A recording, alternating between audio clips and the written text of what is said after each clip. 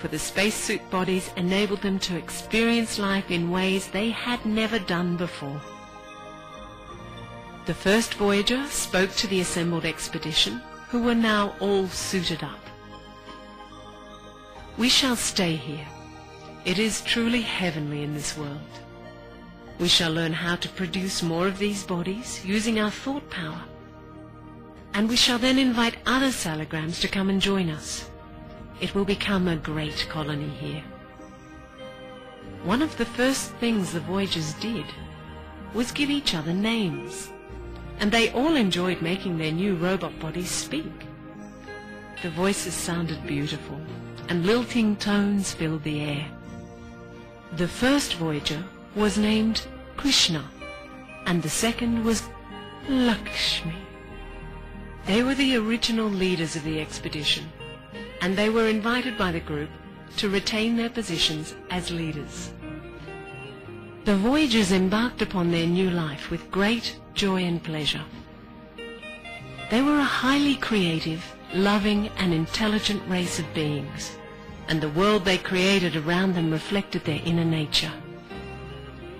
If such a civilization existed on our planet, we might name it the Golden Age of all civilizations, and wonder at its technological achievement and its artistic majesty. Palaces were built of gold and decorated with diamonds. They created flying machines that were operated on thought power and which were sculpted in the shape of swans. Using their new computers, they played games all day. Every one of the Voyagers became involved with these computer games. They played word games, which they called poetry, and games with sound, which they called music, and games with their robot bodies, which they called dance. The group flourished amid laughter and beauty and perfection of life. They had truly achieved what they had set out to find, happiness. When they looked at the sun in the daytime, they were reminded of Father Shiva. At night, when they looked at the stars, they remembered their Salagram family, who still lived far away in their home of light. And so they were never lonely with such memorials hanging lovingly in the skies. They now thought to invite other Salagrams from back home to come and join in their happiness. Krishna and Lakshmi discovered that it took the combined mental power of both of them to generate a new spacesuit, and that the suit would then gradually take form within one of their suits. Lakshmi took over the aspect of the suit production.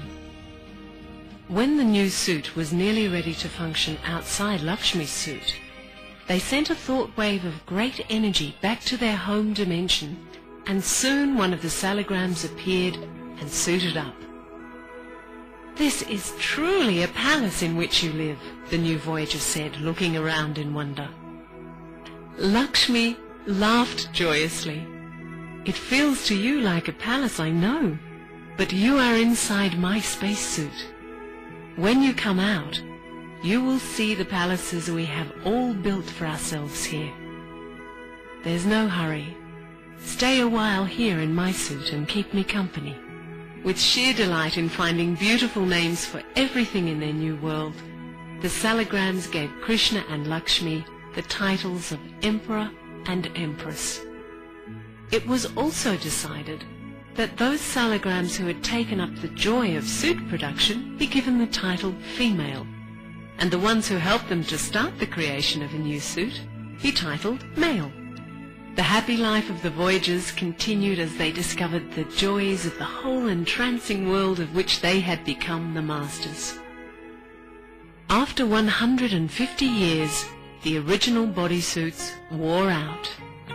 They replaced them with new suits, which they had to retrain to use with the same skill.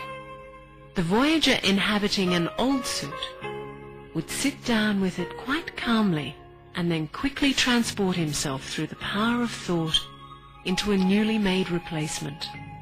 When the suits of Krishna and Lakshmi were starting to wear out, they gathered all the Voyagers together. They let them know that they would soon give up their titles of Emperor and Empress to allow 2 other voyagers the pleasure of playing such wonderful roles. They named their successors, and everyone celebrated the changeover with great rejoicing.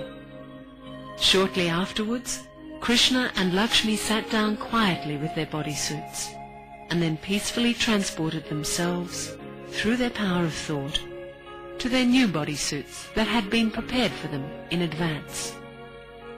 The voyager's life of happiness went on year after year, century after century, millennium after millennium. More and more salagrams in the world of light received inviting thought waves from the voyagers and made the journey down onto the planet. The population grew to nearly 330 million. Now the palaces were built of silver instead of gold. Eventually there were many little kingdoms instead of one big one, but all were united in peace and love under the leadership of the Emperor and Empress. The wearing of the suits had become second nature to the voyagers. It was pleasant, but not new anymore, and so they were no longer as enthusiastic about it as in the beginning of the kingdom. No one attached any special importance to the spacesuits while interacting with each other. Why should they? They knew they were salagrams dwelling inside the suits, even though they could not see each other anymore in the form of a light being. One day, 2,500 years after the founding of the original colony, an event took place that was to rock the entire order of peace and happiness that had reigned for so long. Vikram, who was one of the rulers at that time, spoke to another salagram whose bodysuit was of the female variety. "That is a very beautiful bodysuit you are dwelling in," Vikram said. "I would like to touch it." After that, Vikram's attention was focused more and more towards the other's bodysuit.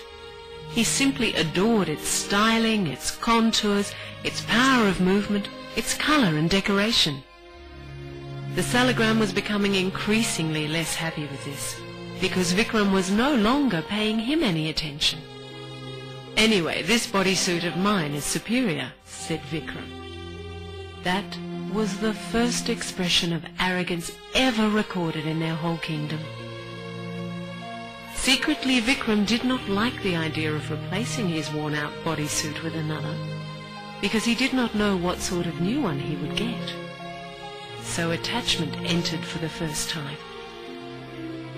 "I'd better gain all the experience I can with this bodysuit while I still have it," Vikram said one day in his concern over the future. That was the beginning of fear and greed.